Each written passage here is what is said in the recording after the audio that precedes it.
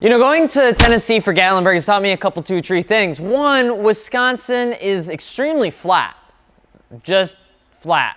And number 2, Wisconsin weather is absolute cheeks. But Wisconsin has some good stuff too. It's like a constant state of when you're ready to come back. You know, it's like an open and happy grandmother with its quick trips and Culvers surrounding every corner you could possibly imagine. You come back and remember that spotted cow actually ain't too bad. And the cheese curds here are in fact not cheeks, all right? There's a car out there that's just like that too. A car that's just always there for you. Okay, for you and for me. It's like a counselor. I'm Alex, Alex.Fine Instagram, and today we're gonna be talking about a car that is always there for you. A car that, just like a golden retriever, just cannot have, for some reason or another, a bad day, and sometimes just makes us wonder how they managed to build it. A car that will teach you the exact importance of aesthetic modifications because they just aren't really that inherently fast. Ladies and gentlemen, today we're gonna be talking about you wanting to own a post-2000 7th/8th gen Honda Accord.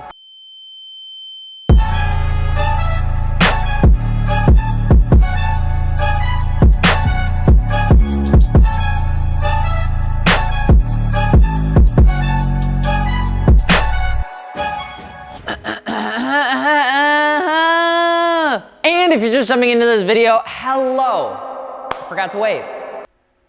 Don't forget to subscribe so we can keep making videos like this. And if you're looking for aftermarket wheels, tires, or suspension, be sure to hit us up over at fitmentindustries.com for your newly acquired 7th or 8th gen Honda Accord, or otherwise, you don't just have things for Honda Accord, but we got quite a bit for it, okay? And on top of that, if anybody could phone a friend on finding me more coffee on this Friday morning, that would be great. It is now 50 degrees outside. It is cold. I'm a small boy and I need coffee now.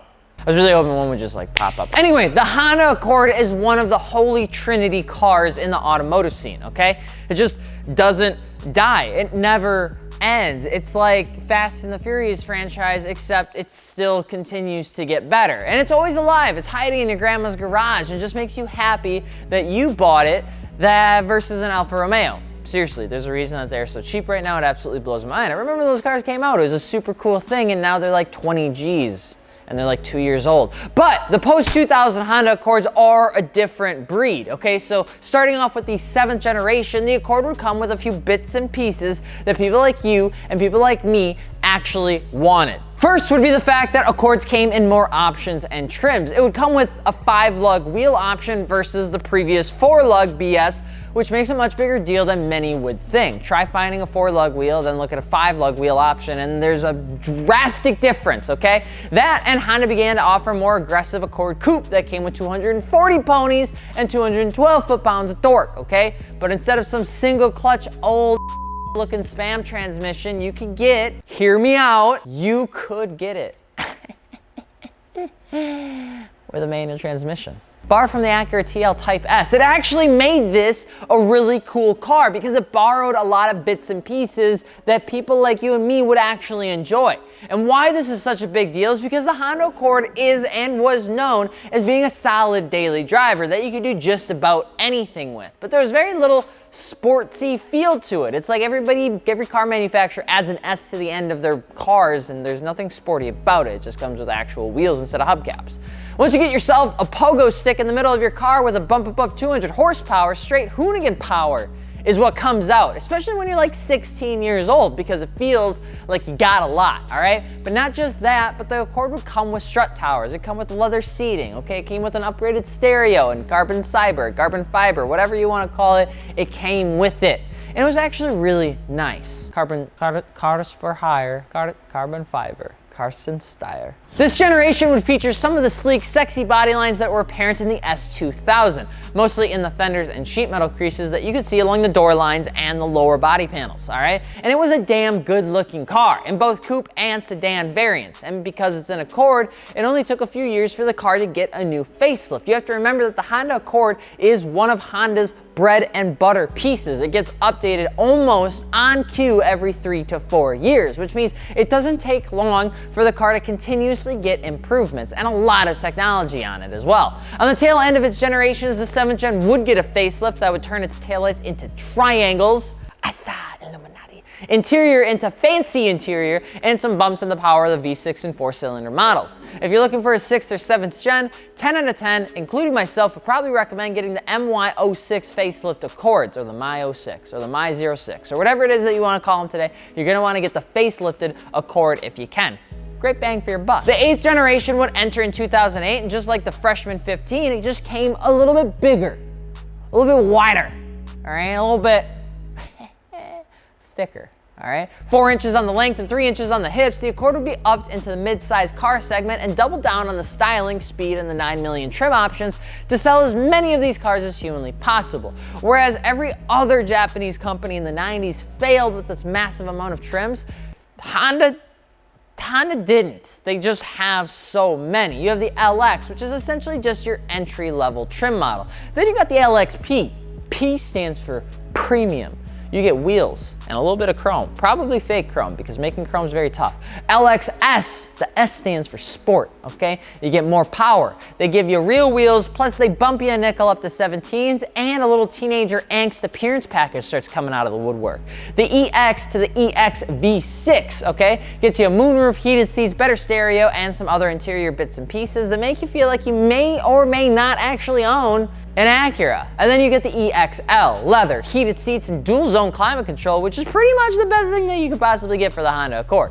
The 8th gen would also get a stick in the middle, which allowed you to enjoy the now 253 pony power plant, and with it, the enthusiasts continue to buy this chicken ramen car because you could do so much with it. You can literally do anything. And at 250 horses on a 6-speed manual transmission, what else would you want that is reliable and practical and still gets you to school and back? I said ramen because it's good all the time and it never lets you down. Beef is not as good as chicken. The best part about these cars was the fact that even though these were Econo cars, they still had bits and pieces that made them fun to drive. It's kind of like driving a PT GT, okay? A manual transmission, a good chunk of power, a decent suspension setup, and enough community forums that could probably build one from scratch if you wanted to using Home Depot parts. The Honda Accord had pretty much everything, okay?